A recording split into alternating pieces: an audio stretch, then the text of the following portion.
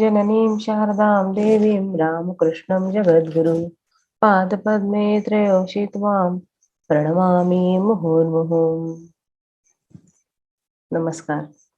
On the auspicious occasion of Ma Sharda's birth anniversary, today I have invited Divine Personality from Sri Sharda Math, Delhi.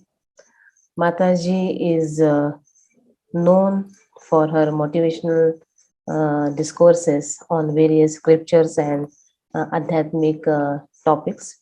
Today, she has agreed to talk about Ma Sharda, and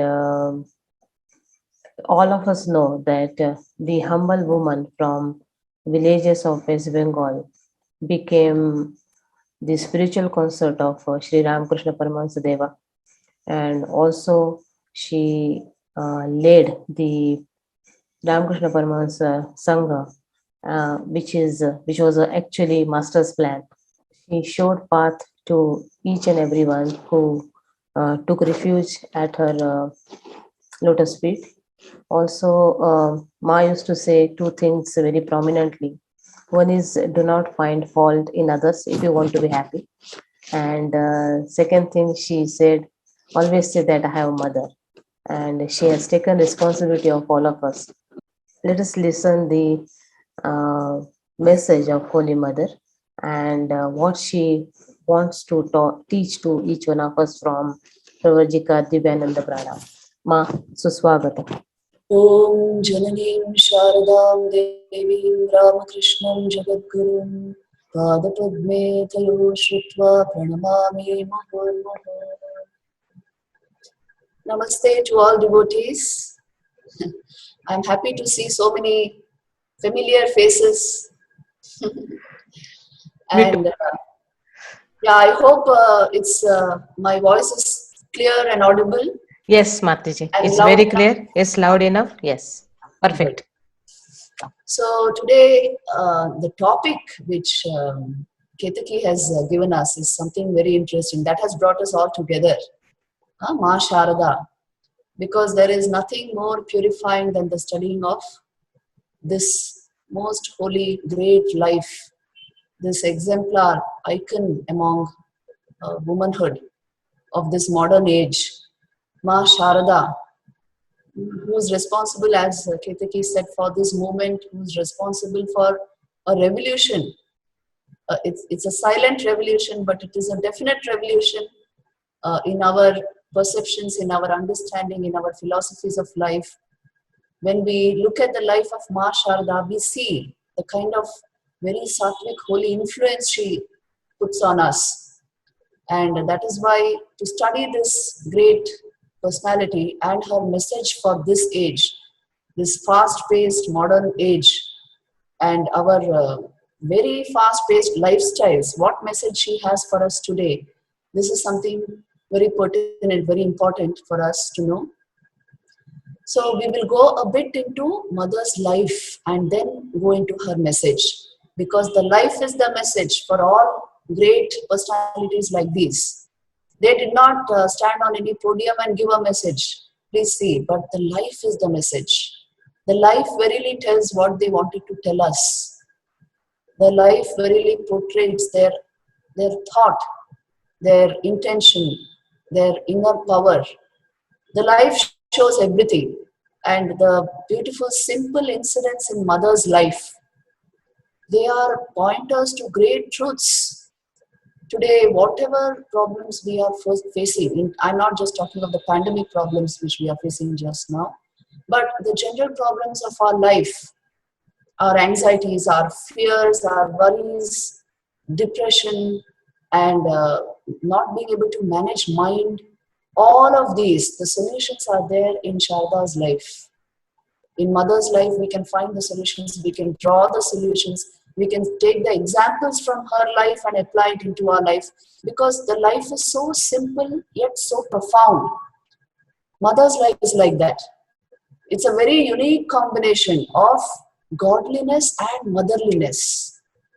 I read a beautiful article in which it was put that there was no mother who was so godly. and no goddess who was so motherly. This was Ma Sharda, the combination of the highest divinity and motherhood, universal motherhood, which paid such individual attention to every child, which shed so much of light on every problem which humanity faces today. So this is the unique life of Ma Sharda. It is deceptive in its simplicity. Because it is so simple, we may think, oh, she was an unlettered village woman. She appeared to us like that. But the message, the life itself is very profound. And the life was lived at a great depth. It was lived at a particular level. Sister Nivedita has beautifully portrayed it. Her life was one long stillness of prayer. And that is why mother's mind, it was something very unique. It had so much of clarity, so much of intensity that it is a transforming power. That is why even today, mother's life has such a unique appeal to everyone. Whenever I have gone outside India, my thought was that people want yoga and Vedanta and all this. But when I went there, I always saw that the greatest interest was in the life of Mother, Ma Sharada. Because that is the living demonstration of all that we are talking in yoga and Vedanta. All this high philosophy and understanding, we require somebody to practically demonstrate the reality of this. And you find it in the unassuming, simple life of Ma Sharda.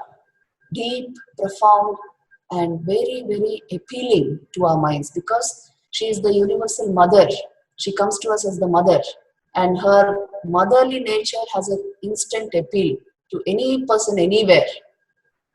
So this was Ma Sharda, see, a young woman, barely in her 20s, is able to see the whole world as her own child. This was the purity of Ma Sharda. She is really, there is no parallel to Ma Sharda in history. She who verily came as, in India we say this, she who verily came as Mother Sita, who came as Radha, in this particular age she has come as Ma Sharda, particularly in a very simple guise, so as to break all our complicated notions of divinity, all our complicated notions of what should be the ideal of human life. In order to make our mind simple, pure and childlike, she comes to us in this form. Let us take a few incidents in Mother's life so that will show us what her message was essentially.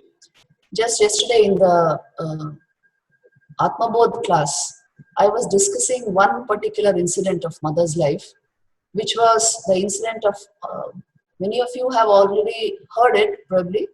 It is the incident of the time when Mother, as a young wife in Dakshineshwar, would make beetle rolls, what is called pan.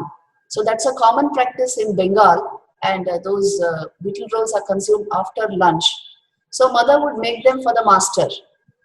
And it was seen that she would make 2 sets of rolls, and one had all the normal ingredients which are put into a beetle roll, and the other had some special ingredients put into it, like elaichi and a few other things. So then one devotee asked Mother, Mother, what are these 2 different rolls for? And look at Mother's reply. She says, you see, these ordinary rolls, they are for the master. These special ones, I am preparing for the new devotees who come to this temple garden. Because you see, they are coming for the first time. They are visiting this place and they are coming to see the master. I have to make them my own. And that is why I am adding something special to these beetle rolls, which I will be giving them. And the master, he is already my own. So he will have these ordinary ones. So look at the perception of this young wife. Think and see how different this incident is. Any young wife would have wanted to give the most special things to her husband.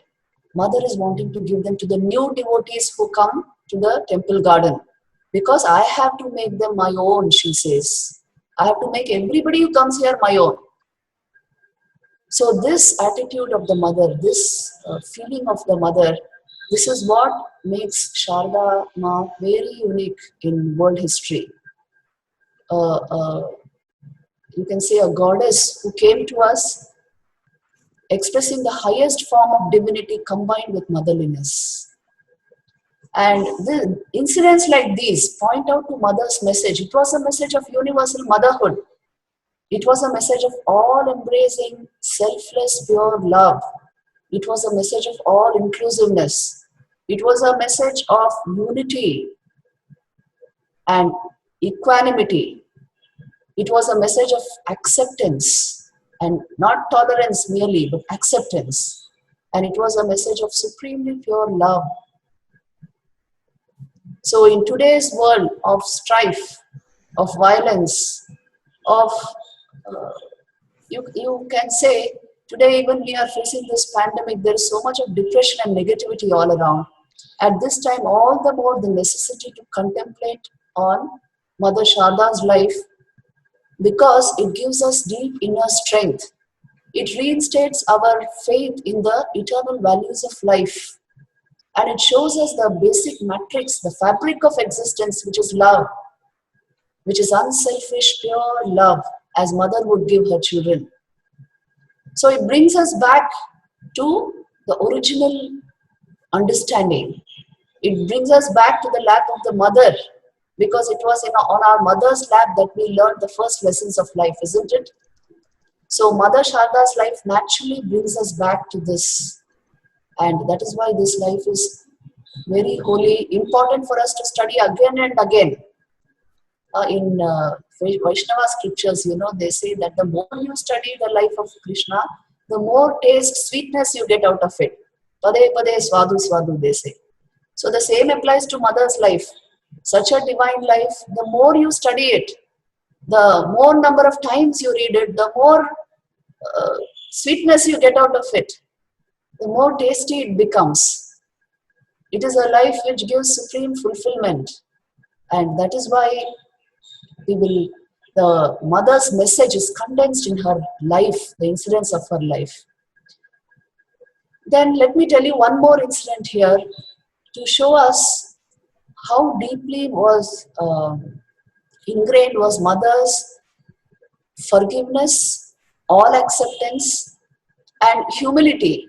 These are all some of the unique incidents of mother's life.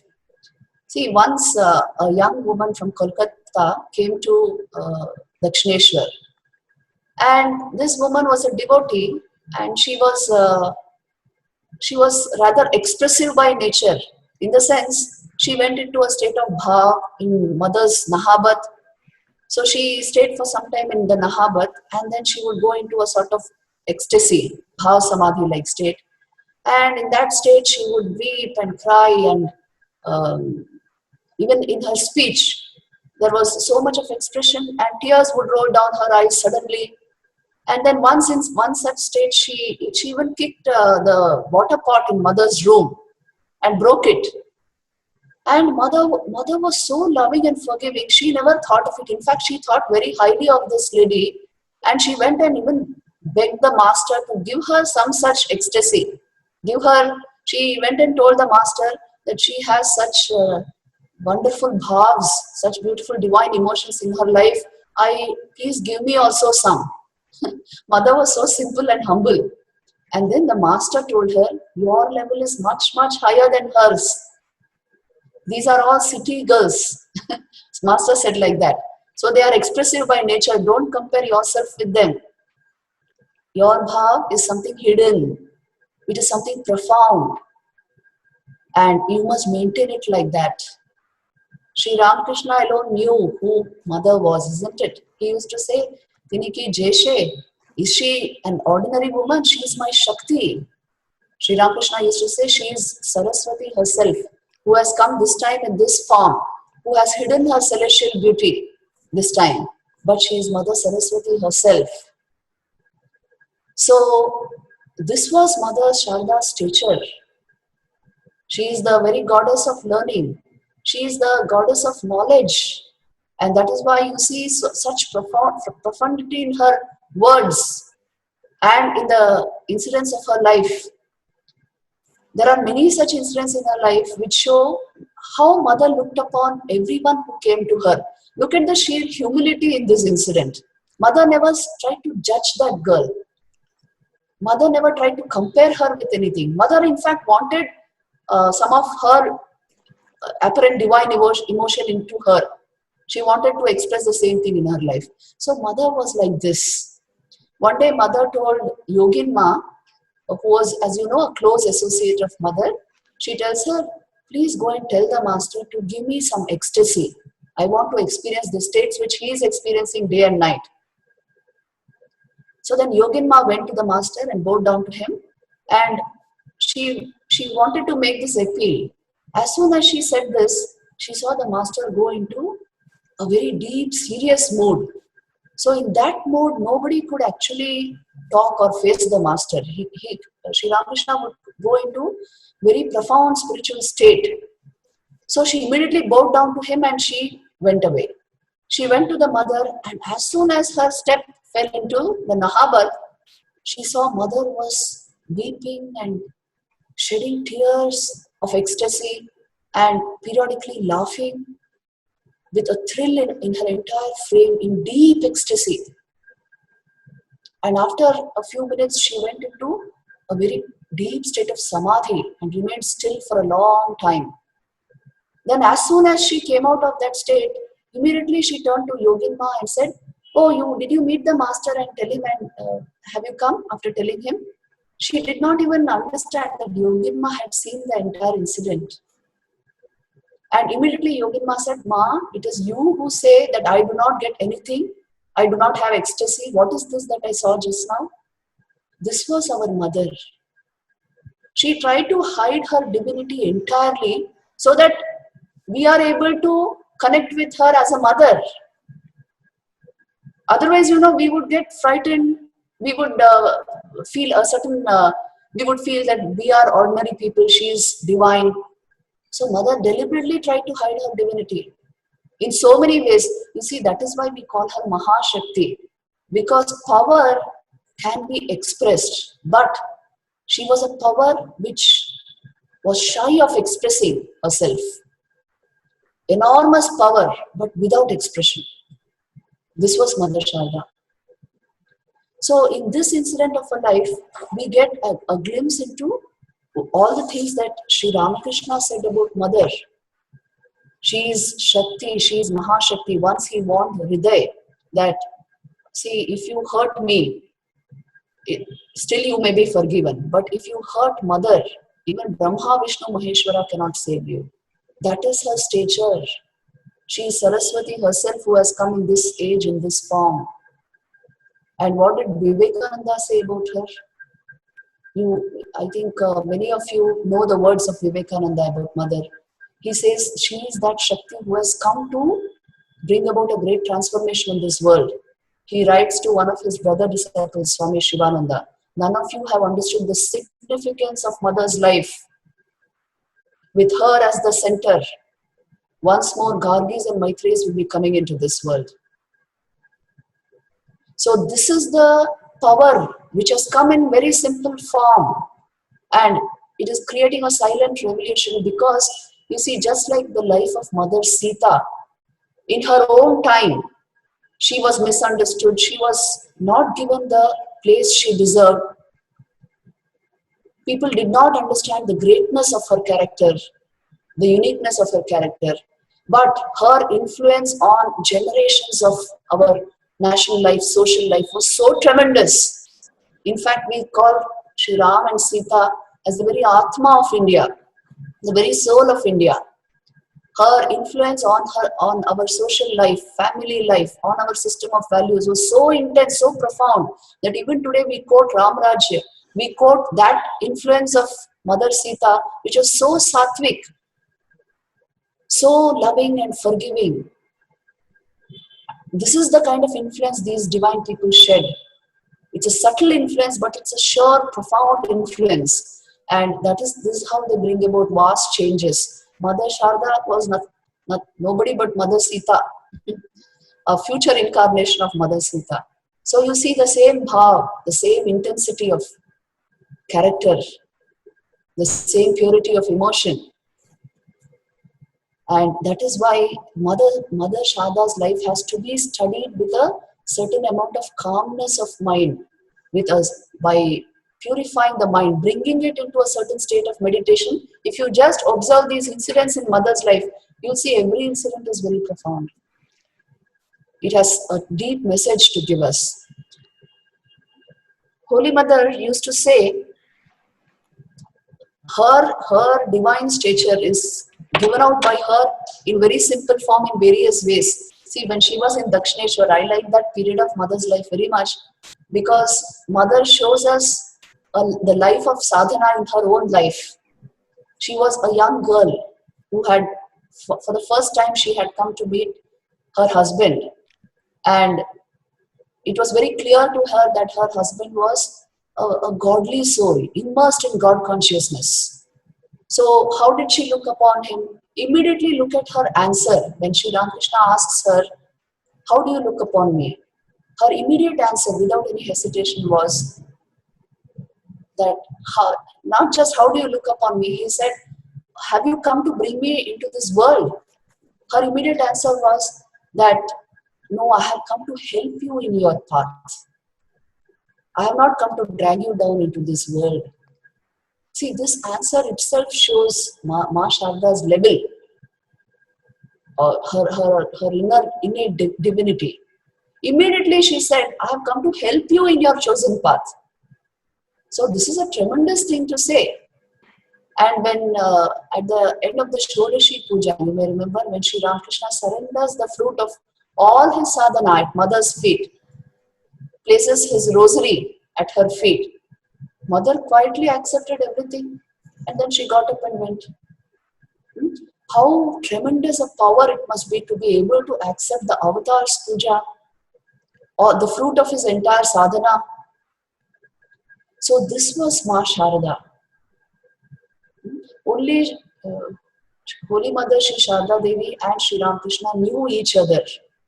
They knew where they came from, what they have come from. And we can only guess from the incidents of their life who she was, who appeared so ordinarily as a mother. Once Holy Mother herself said that Sri Ramakrishna had the attitude of a mother towards all creation. He left me to demonstrate that motherhood ideal towards his creation. Otherwise, who would demonstrate to us? How would we know that this is a possibility? That a woman can be like this, so pure, so accepting, everyone as her child. Look at Mother Sharda's life, everyday life. It is full of service and love. It is full of support, forgiveness. It is full of bliss. Today, even in our little comfort zones, we are complaining about a whole lot of things. Look at Mother Sharda's life, a complete life of service. Mother used to say, even in Dakshineshwar, Mother says, I used to get up at 3 o'clock and I would go on the roof of the Nahavat and complete my japa and meditation. And then when she would come down, the whole day went in the service of the master and the devotees until she slept at night. Evening she would have little time for her japa. The whole day went in activities like this. And even her bath she would take very early in the morning. So the entire life, and had she any complaints? Today as we have, with a whole lot of comforts around us, with all time in our hand, still the mind is groaning and moaning and bored, negative. And look at this great life. And Mother used to say, in the midst of all this activity, in the midst of so much of, you can say, intense service in her life, she would say, I feel a picture of bliss is placed in my heart. I'm so full of bliss. She was so full of joy all the time. When Sister Nivedita saw her for the first time, she writes, this is a day of days in my life. And the beautiful description of Mother which she gives, you must read it to see her perception of this divine life. Then let me tell you a few more incidents in her life so that we go into more and more of her message. Okay, there is one incident in her life which again is really startling. There was one mad woman, Pagli they used to call her, who used to come to see Sri Ramakrishna. Now this woman had a strange attitude towards the master, and she why they used to call her mad woman is she had the attitude of Madhur Bhav towards the master. And she one day she behaved a little immodestly in front of him, and the master scolded her sharply. Now she was weeping and crying, and then the mother, when she heard of this, she said, "Oh, why did my child go to him and get scolded like this? She should have come to me. Go and bring her here." And then, as soon as that woman came to mother consoled her, and she said, "Doesn't matter if he doesn't like. Don't go to him. You come to me. I am there, your mother always." Look at mother's attitude. In this way, she saved the entire situation, and with love, care, concern, affection, she made that lady also understand. So this was mother's attitude towards one and all. Everybody is her child, whoever came. Then there is the incident of, yes, that incident where mother, see, when she would cook for the master, around after about 11 o'clock, she would arrange all his food in a tray. This was again in Dakshineshwar when mother was in the Nahabat. And she would arrange all the articles in a tray and then carry it to the master's room. Now, one day when she was doing this, a lady came to her and said, "Mother, can I take it to the master?" And mother handed over the tray to her. This lady took the food to master and then placed it on, there was a small seat there. She placed it there and then she left. Then mother entered the room and mother sat down, and the master also has sat down by then. And then as soon as mother came in, he said, "What did you do? How can I eat this food? Why did you send it through that lady? Don't you know she doesn't lead a good life? How can I eat this food which she has brought?" And then mother said, "Today you please eat it. I will." Then master said, "Okay, then you tell me that you will never again send through anybody's hand like that." And then mother said, "Master, I will try to bring your food myself every time. But if somebody calls me mother, then I cannot restrain myself. So I handed over your food to her. But I will try to bring your food every time myself. But you must also please remember this, that you are not my Lord alone. You are the Lord of everybody. You are the master of all creation. Everybody belongs to you." Look at this teaching of mother. And as soon as the master heard this, he was assuaged. He was very happy and he started eating without another word. See, this was our mother. You are not my Lord alone. You belong to the whole world. Actually, one Maharaj has written in a book that really Sri Ramakrishna is as it were mother's gift to the world. And mother, Sri Ramakrishna brought mother in order to demonstrate the motherhood of God. So this unique life of mother, there are so many such beautiful incidents. Let me go into one more to show you mother's simplicity, how simple mother was. Once in the Udbodhan house, mother tells a disciple of hers, a monastic disciple, I think it was a brahmachari. So she tells him, "Are you scared of ghosts?" And he says, "No, mother, we are the children of the Divine Mother. We are your children. How can we be scared of ghosts?" And then mother said, "But I am scared of ghosts. I am frightened of ghosts." And then the boy laughed and said, "Oh, you are frightened of your own imps and goblins." And mother said, "Yes, they make my stomach shrivel." He was also talking of her relatives. You see, many of her relatives were such complicated people around her. But mother's love, it smoothened everything. It made everybody so acceptable. Once when mother was in Jairambati, there was this young boy called Nyan who came to her. Now this boy, he had earlier met mother in Udbodhan, He was a boy from East Bengal, and he was a little obstinate type, argumentative type. So when he met mother in Udbodhan, then he knew that he could visit mother in Jairampati. I think he was known to Swami Arupananji. So when mother went to Jairampati, he had come to pay a visit there. So he lived in Jairampati, and then he served mother as he could. So one day mother called him and told him, "My child, do you go to bathe in the Amodar in the mornings?" And he said, "Yes, mother, I go there." Then she said, "Okay, take this basket, and tomorrow morning when you come from the Amodar, there is a tree close to Amodar which has yellow flowers, which is full of bright yellow flowers. So bring a basket full of those flowers for my worship." So Gnan was very happy. The next day he went to Amodar, he had his bath, then he climbed the tree and he plucked a whole lot of flowers and he brought the basket to mother. And as soon as he entered mother's house, he saw the mother sitting in worship. She would every day morning perform the worship of the master. So she was sitting deep in worship. And as soon as she saw him, she signaled to him to come and sit beside her. There was a mat close to her. She asked him to sit there. When he sat there, she completed the worship. Gyan was sitting and watching. Then after the worship was over, she called him close to her and whispered a mantra into his ear. She initiated him. After the initiation, she said, "Now you bow down to the master."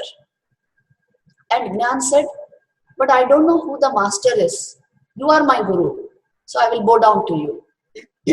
Then mother said, "No, he is the guru of gurus. You please bow down to him. I am not the guru, I am your mother." But Gnan was an obstinate boy. He argued. He said, "No, you gave me initiation. You are my guru. And my mother, well, for my mother, she is at home. So you are my guru and I will bow down to you." Then mother became very stern. In fact, she cut him short and she said, "Look at me closely. You are saying my mother is at home. I am that mother. Look at me closely." And to his great surprise, Gyan saw his mother, the mother who was at home. She was sitting in front of him. And mother said, "I am your mother. I am the mother of all." And then he writes beautifully. He has written that day mother made me realize not only she is my guru, not only she is divinity herself, she is the mother of all.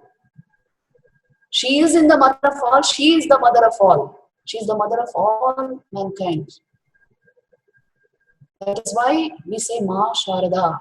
That was her bhav towards everyone. And this left him entirely stunned, this incident. Because every mother, Nikhila Matru Hridaya Sagara Manthana Sudha Murti. This is how we describe Ma Sharada. She is that nectar of bliss. If you churn the hearts of all the mothers in the universe, the pure love which you will get as a result, she is the embodiment of that love. This was her bhav to each and everyone who came to her throughout her life, right from the beginning. So this incident clearly shows to us really who came as this Ma Sharada. How can there be such a personality in this age? Think and see, today's age. If you ask me for the message of Ma Sharada, this is what I will say. Today's age, which is suffering from so many types of ills, and mental ills especially, such perverted, you can say, bhavs of this world. In this age, Mother came to demonstrate the supreme divinity of God as Mother, the sheer motherhood of God. Because this age requires it. This age requires a demonstration of this ideal all the more because our social situations, our family situations are going through such a change and turmoil. We don't understand the value of woman as mother. She is the very womb of creation. In our scriptures it is there. Just the female form is to be worshipped. for the simple reason she wombs creation. It is the nature of existence that any species comes out of a mother's womb. And that is why the female form is always to be revered, always to be worshipped. So this bhav, for this bhav to come into society, it is so important for us to understand the life of Ma Sharda, to understand the value of divinity expressed in womanhood. And for women also to understand that this is their primary dharma. When you have come as a woman to express the highest virtues of life, which you find in motherhood, to express them naturally in one's everyday life. This is the dharma of a woman. To teach us this again and again, Ma Sharda has come in this age as this particular personality, in this form, full of motherly love, best demonstrated in this life, in Holy Mother Shri Sharda Devi. I would request all of you to read the words of Sister Nivedita. I am not quoting them here because I want you to read them in the original. What Sister Nivedita observes about Shri Sharda Devi initially, and how she portrays the great motherhood of Ma Sharda. Please read those words and you will understand the impact of mother on whoever came to her. In her everyday life in Jairambati, so many people would come to Ma Sharda, and each one had their own troubles, they had their own issues, and they would come seeking solace, they would come seeking comforting words. They just wanted to see this divinity and wanted to feel her motherly love. So they would come, and somebody came and forgot his towel. Somebody came and forgot to take back her sari. Mother would arrange for all their comfort and still make sure that they went back safely. She made sure that they lacked nothing. They were well fed. She would cook with her own hands and feed them. She would remove their plates after, as you know, the custom in villages in India. She would remove the plates with her own hand and wash the place. And she would say, what would a mother not do for her child? What after all am I doing for you? And she was their guru. This was Ma Sharda. And the amount of trouble they would create also. Somebody forgot her, they would come in the dead of the night and ask for a mosquito net. There was maybe no milk in the morning, but they required tea. And mother would arrange for everything. You know, when Girish Ghosh visited mother in Jairambati, mother was seen to go from house to house asking for milk to be able to provide tea for Girish. So why should she do this? She is their guru. But why did she do it?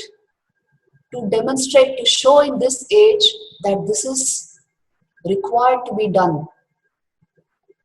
To show in this age that this is the bhav of divinity in this holy trio. In Thakur Ma Swamiji's life, you will see the mother bhav very prominent.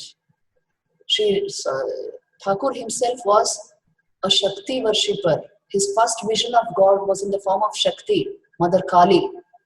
So the motherhood of God has found prominence in this avatar. And the best demonstration of this motherhood has come in the life of Shri Sharda Devi itself. Now, let me just discuss one or two very profound messages of mother. Again, they are all in her life. Mother has extensively laid great emphasis, I would say, on contentment and forbearance, which are so lacking in our modern life. Please see, whatever we are most lacking in, mother has thrown light on that. Mother says, there is no wealth equal to contentment and no virtue equal to forbearance. So contentment, as we all know, just look at your own life, wherever you are situated, wherever you are placed. There is so much to be contented about. There is so much to feel good about. There is so much to feel thankful and grateful for. But habitually we don't do it. This is the perversion of this age. To habitually be restless. to habitually be unthankful for the blessings, for the bounties of your life. So that is why Mother is pointing out to us the contented life, the contented mind is supremely important. So there is no virtue equal to it. Every day to be grateful and thankful for the blessings of our life is very important for our own mental health, very important even for our physical health. In this way, bring contentment into your life. And forbearance. If you can't forbear, you can't live. If every day you are judging people, if we are labeling people, we are creating negative thought waves. That is no way to live. You will generate a cage for yourself and you will live like a very negative person within that little cage of your likes and dislikes. Unless forbearance is practiced, ability to integrate other minds into our own mind, ability to accept and bear with all the situations of life, ability to be positive always because we are under a divine shelter, ability to acknowledge this. This is forbearance. This is so very important for the spiritual life, for the noble life. If I can't tolerate anything wrong, what appears wrong to you? If you are constantly reacting to situations around you and blaming others, that's a very poor way to live. So Ma Sharda's message is laying emphasis on this. Get rid of this state of mind. Become more accepting, more loving, and more inclusive in your outlook. A feeling for everybody.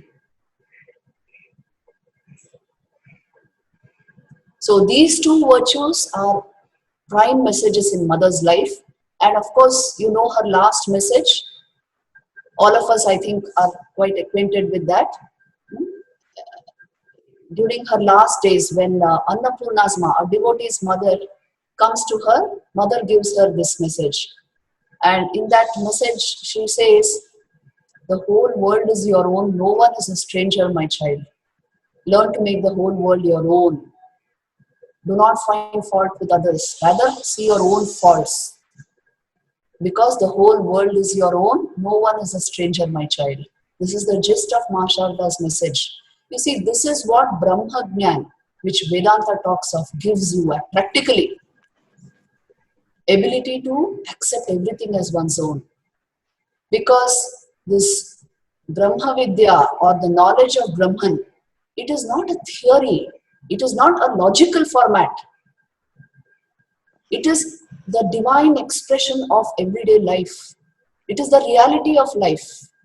So naturally, a mind that touches this state will become like this, will become all accepting, all loving, supremely pure. Only a pure mind can accept. An impure mind is judging constantly. So this is the beauty of Mother's last message. In Bhagavad Gita and all these scriptures, you have profound words based on this. Sarva bhutastamatmanam sarva bhutani chatmani ikshate yoga yuktatma sarvatra samadarshanaha. That is, ability to see, to have an equanimous vision, ability to integrate everyone into your life. So this comes from spiritual growth. Brahma Jnana practically translates into this. Mother's life is a demonstration of what we are studying logically and intellectually in Vedanta. Mother's life is a perfect demonstration of it. So only by, I know a whole lot of people who only study Ma Sharda's life. And that is enough. They say all the Vedanta that we require is there here. And this is how it will express itself. When Vedanta is realized, this life shows us how that Vedantic knowledge will express itself. So with this, I think let me conclude my talk, because we can take up a few questions